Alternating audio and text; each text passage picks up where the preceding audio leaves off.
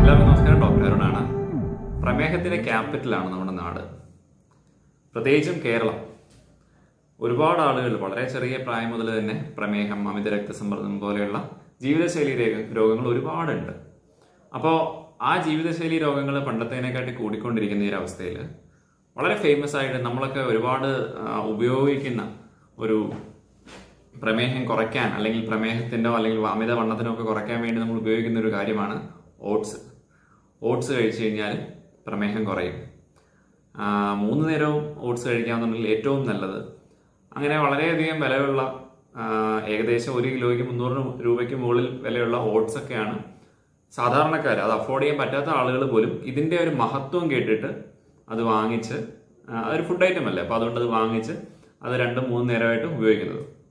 പണ്ട് കാലങ്ങളിൽ US-ൽ നിന്നോ അല്ലെങ്കിൽ ഗൾഫ് നാടുകളിൽ നിന്നോ വരുന്ന ആളുകൾ മാത്രം കണ്ടുകൊണ്ടിരുന്ന ഒരു സംഭവമായിരുന്നു ഓട്സ്. ഇപ്പം നമ്മുടെ അടുത്തുള്ള ചെറിയ ഷോപ്പുകളിൽ പോലും കിട്ടും. അതും അധികം സമയം പോലും വേണ്ട, ഇൻസ്റ്റന്റ് ആയിട്ട് 1 മിനിറ്റിനുള്ളിൽ തന്നെ പ്രിപ്പയർ ചെയ്ത് കഴിക്കാൻ പറ്റുന്ന ഓട്സ് വരെ ഇപ്പോൾ അവൈലബിൾ ആണ്. അപ്പോൾ ഈ കൊടുക്കുന്ന ഹൈപ്പൊക്കെ ഓട്സിന് ശരിക്കും ഉള്ളതാണോ?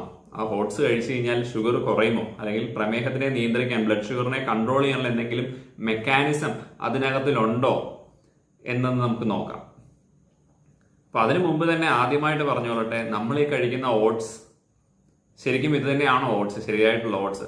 അപ്പം പുറം രാജ്യങ്ങളിൽ നടന്നിട്ടുള്ള ഒരുപാട് പഠനങ്ങളെ ബേസ് ചെയ്തിട്ടാണ് ഓട്സ് കഴിച്ചിട്ടുള്ള ആൾക്കാരിൽ നടത്തിയ റാൻഡമൈസ്ഡ് കൺട്രോൾ സ്റ്റഡീസിലും ക്രോസ് സെക്ഷണൽ സ്റ്റഡീസിലും അതുപോലെ ഇതിന്റെ സിസ്റ്റമാറ്റിക് റിവ്യൂ എന്ന് പറഞ്ഞാൽ വലിയ വലിയ പഠനങ്ങളാണ്. അപ്പം ഇതേപോലുള്ള പഠനങ്ങളിലൊക്കെ ഓട്സ് കഴിച്ചിട്ടുള്ള ഗ്രൂപ്പിൽ പ്രമേഹം കുറയുന്നതായിട്ട് കാണുന്നുണ്ട്. അപ്പം മറ്റേ ഗ്രൂപ്പ് ഒരു നോർമൽ ഡയറ്റ് എടുത്ത ഒരവസ്ഥയിലും ഈ ഒരു ഗ്രൂപ്പ് ഓട്സ് ഒക്കെ കഴിക്കുന്ന സമയങ്ങളിൽ അവർക്ക് പ്രമേഹം കുറയുന്നതായിട്ട്, ഈവൻ കൊളസ്ട്രോൾ പോലും കുറയുന്നതായിട്ടൊക്കെ പഠനങ്ങളുണ്ട്. പക്ഷെ ആ പഠനങ്ങളൊക്കെ നടത്തിയേക്കുന്ന ആ ടൈപ്പ് ഓഫ് ഓട്സ് തന്നെയാണോ നമ്മൾ കഴിക്കുന്നത് ഒന്ന് നോക്കാം. ഒന്നാമത്, ഇത് നമ്മുടെ നാട്ടിൽ ഇന്ത്യയിൽ കൾട്ടിവേറ്റ് ചെയ്യുന്ന ഒരു ക്രോപ്പ് അല്ല. നമ്മുടെ അരി, ഗോതമ്പ് പോലെ തന്നെയുള്ള ഒരു ധാന്യമാണ് ഓട്സും. അത് പാശ്ചാത്യ രാജ്യങ്ങൾ, പ്രത്യേകിച്ചും യൂറോപ്യൻ രാജ്യങ്ങളിലൊക്കെയാണ് അതിന്റെ കൃഷിയുള്ളത്. അപ്പൊ അവിടെ നിന്ന് ഇമ്പോർട്ട് ചെയ്ത് നമ്മുടെ നാട്ടിലേക്ക് ഇമ്പോർട്ട് ചെയ്ത് കൊണ്ടുവരുന്ന ഒരു ഭക്ഷ്യവസ്തുവാണ് ഓട്സ്. അപ്പൊ ഓട്സ് 2 തരത്തിലുണ്ട്. നമുക്കറിയാവുന്ന 2 തരം എന്ന് പറഞ്ഞു കഴിഞ്ഞാൽ, ഒന്ന് നമുക്ക് ഈ സാധാരണ തിളപ്പിച്ചിട്ടൊക്കെ ഉപയോഗിക്കുന്ന ഓട്സും, 2 ഇൻസ്റ്റന്റ് ഓട്സും, പെട്ടെന്ന് വെറുതെ ചൂടുവെള്ളത്തിൽ ഇട്ടാൽ തന്നെ റെഡിയാവുന്ന ഇൻസ്റ്റന്റ് ഓട്സും. എന്നാൽ ഇതല്ല, കൃത്യമായിട്ടുള്ള ഓട്സിനെ നോക്കിക്കഴിഞ്ഞു കഴിഞ്ഞാൽ ഒന്നാമത്തെ ടൈപ്പ് അതെന്ന് നമ്മൾ പറയുന്നത് സ്റ്റീൽ കട്ട് ഓട്സ് എന്നാണ്. എന്ന് വെച്ച് കഴിഞ്ഞാൽ നമ്മുടെ അരിയൊക്കെ നല്ല ചുവന്ന കുത്തിയെടുക്കുന്ന അരി ഉണ്ടല്ലോ, അതേ അരിക്ക് സമാനമായിട്ടുള്ള ഓട്സിന്റെ ഫോമാണ് സ്റ്റീൽ കട്ട്സ് അല്ലെങ്കിൽ സ്റ്റീൽ കട്ട് ഓട്സ് എന്ന് പറയുന്നത്. ഐറിഷ് ഓട്സ് എന്നും അതിന് മറ്റൊരു പേരുണ്ട്. രണ്ടാമത്തെ ടൈപ്പാണ് റോൾഡ് ഓട്സ്. റോൾഡ് ഓട്സ് ആണ് ആ പരത്തി വെച്ചിരിക്കുന്ന, പ്രോസസ്സ് ചെയ്ത് പരത്തി വെച്ചിരിക്കുന്ന ആ ഓട്സ് ആണ് നമ്മൾക്ക് ഇവിടെ കിട്ടുന്നത്. നമ്മുടെ ഇൻസ്റ്റന്റ് ഓട്സ് ആണെങ്കിലും മറ്റേതാണെങ്കിലും ഈ പറഞ്ഞ റോൾഡ് ഓട്സ് തന്നെയാണ്. അപ്പൊ അതിന്റെ സിമിലർ എന്താണ്, നമ്മുടെ അരിയുടെ അല്ലെങ്കിൽ നമ്മുടെ നാട്ടിൽ കിട്ടുന്ന അവലൊക്കെ ഉണ്ടല്ലോ, അവല് പോലെ റോൾ ചെയ്തിരിക്കുന്ന സാധനമാണ് നമുക്ക് കിട്ടുന്ന ഓട്സ്. അപ്പം നമുക്ക് കുത്തരി, ആ ഒരു ചുവന്ന അരിയും അതിനെ റോൾ ചെയ്ത് നമ്മൾ എടുക്കുന്ന പോലുള്ള അവല്, ഇതിന് സമാനമാണ് ആ പ്രോപ്പറായിട്ടുള്ള ഹോൾ ഗ്രെയിൻ ആയിട്ടുള്ള ആ തവിടോട് കൂടിയ ഓട്സും.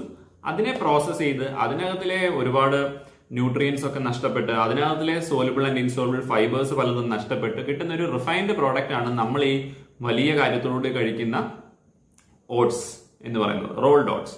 ഇപ്പൊ ഇന്ത്യയിലെ മാർക്കറ്റിലെ ഏത് ഒരു നിങ്ങൾ ഷോപ്പിൽ പോയി കഴിഞ്ഞാലും നിങ്ങൾക്ക് കിട്ടുന്നത് സ്റ്റീൽ കട്ട് ഓട്സ് അല്ല, അതായത് അതിന്റെ ഹോൾ ഗ്രെയിൻ ആയിട്ടുള്ള ഓട്സ് അല്ല നിങ്ങൾക്ക് കിട്ടുന്നത്. നമുക്ക് കിട്ടുന്നത് സാധാരണ റിഫൈൻഡ് ആയിട്ടുള്ള ന്യൂട്രിയൻ വാല്യൂ കുറവുള്ള ഓട്സ് ആണ്. അപ്പൊ പുറം രാജ്യങ്ങളിലൊക്കെ ഒരുപക്ഷെ കിട്ടിയേക്കാം, ഇന്ത്യയിലും ഇല്ല എന്ന് ഞാൻ പറയുന്നില്ല, ഉണ്ടാവും. പക്ഷെ അതിന് ഇപ്പൊ സാധാരണ ഈ റോൾഡ് ഓട്സിന് തന്നെ 300 രൂപയാണ്.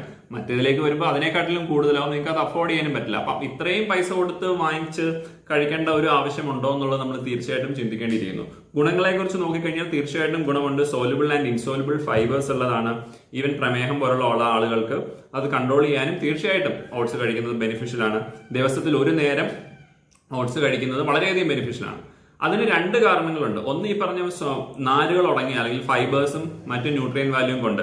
രണ്ടാമത്തെ പ്രത്യേകത എന്ന് പറയുമ്പോൾ, ഇപ്പം സാധാരണ നമ്മൾ ചോറ് കഴിക്കുന്ന അളവ് എങ്ങനെയാണ്, ഒരു സദ്യക്കാണെങ്കിലും നോർമൽ മീൽസ് ആണെങ്കിലും നമുക്ക് നല്ലൊരു അളവിൽ കഴിക്കും. ഒരു 2 സ്കൂപ്പോ 2 3 തവി അല്ലെങ്കിൽ 4 തവി വരെ നമ്മൾ കഴിക്കും. അതേസമയം ഇതേ ആൾക്ക് ഓട്സ് കൊടുത്തു കഴിഞ്ഞാൽ എത്ര കഴിക്കും?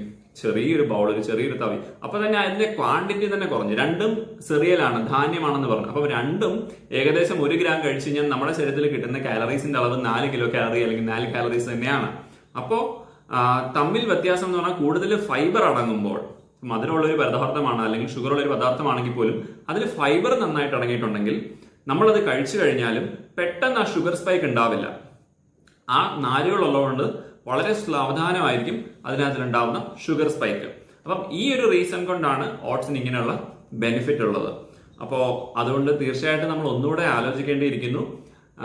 ഓട്സ് ഒരു വലിയ ട്രീറ്റ്മെന്റ് ആയിട്ട് എടുത്ത് കഴിക്കുന്ന ആളുകൾ തീർച്ചയായിട്ടും അഫോർഡ് ചെയ്യാൻ പറ്റുമെങ്കിൽ നിങ്ങൾക്ക് സ്റ്റീൽ കട്ട് ഓട്സ് ആണ് ഏറ്റവും ബെറ്റർ. ഇല്ലാന്നുണ്ടെങ്കിൽ അറ്റ്ലീസ്റ്റ് ഒരു നേരം, കാരണം ചോറ് കഴിക്കുന്നത് ഞാൻ എത്ര നിയന്ത്രിക്കാൻ പറഞ്ഞു കഴിഞ്ഞാലും ആൾക്കാർ വിളമ്പി വരുമ്പോൾ അതൊരു 1 കൈയുടെ അളവിനെന്നൊക്കെ പറഞ്ഞു കഴിഞ്ഞാലും 2, 3, 4 കൈയുടെ അളവിനൊക്കെ ആൾക്കാർ കഴിക്കും. 2 ദിവസം സ്ട്രിക്റ്റ് ആയിട്ട് നോക്കും, പിന്നെ പറ്റില്ല. അതേസമയം ഓട്സ് പോലുള്ള സാധനങ്ങളാണെങ്കിൽ നിങ്ങൾക്ക് ഒരു ചെറിയൊരു ബൗൾ, അതിക്കുള്ളവരെ കഴിക്കത്തില്ല. ഒരുപക്ഷെ അതിന്റെ ടേസ്റ്റ് ആവാം, മറ്റു കാരണങ്ങളാവാം.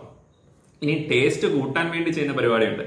അതായത് ഓൾറെഡി പ്രോസസ് ചെയ്ത് കിട്ടുന്ന ഈ പറഞ്ഞ ഫ്ലാറ്റ് ആയിട്ടുള്ള റോൾഡ് ഓട്സിനെ വീണ്ടും പൊടിച്ചും അതിനെ വീണ്ടും റിഫൈൻ ചെയ്തും ഒക്കെ നമുക്ക് അത് പുട്ടുപൊടിയാക്കിയിട്ടും അല്ലെങ്കിൽ ഇഡ്ലി മാവിന്റെ ഒക്കെ കൂടെ അതുകൂടെ അരച്ചു ചേർത്തും ഇങ്ങനെ വീണ്ടും ഇത് പ്രോസസ്സ് ചെയ്യുമ്പോൾ ഇതിനെ വീണ്ടും മില്ല് ചെയ്ത് അല്ലെങ്കിൽ പൗഡർ ആക്കുമ്പോൾ അതിന്റെ ന്യൂട്രിയൻ വാല്യൂ വീണ്ടും കുറയാണ് ചെയ്യുന്നത്. അപ്പൊ എന്തിനാണോ നമ്മൾ ഈ ഓട്സ് ഉപയോഗിക്കുന്നത് ആ ഗുണം നിങ്ങൾക്ക് ഇങ്ങനെ വീണ്ടും റിഫൈൻ ചെയ്ത് യൂസ് ചെയ്യുമ്പോൾ തീർച്ചയായിട്ടും കിട്ടുന്നില്ല. ഓട്സ് കൊണ്ടിട്ട് പലഹാരങ്ങൾ, ഇപ്പം മൈദയും അല്ലെങ്കിൽ അങ്ങനെയുള്ള പലഹാരങ്ങൾ ഉണ്ടാക്കുന്ന വളരെ ഫൈൻ ആയിട്ടുള്ള റിഫൈൻ ചെയ്ത് ഓട്സ് കൊണ്ട് പലഹാരങ്ങൾ ഉണ്ടാക്കുന്നതുകൊണ്ട് നമ്മൾ ഉദ്ദേശിക്കുന്ന ആ ഒരു റിസൾട്ട് കിട്ടുന്നില്ല എന്നുള്ള സത്യം മനസ്സിലാക്കുക. സോ ഇനിയും ഓട്സ് കമ്പനിക്കെതിരെയോ അല്ലെങ്കിൽ ഓട്സ് വിൽക്കുന്ന ആൾക്കാർക്ക് തീർച്ചയായിട്ടും നോ ഓഫൻസ്.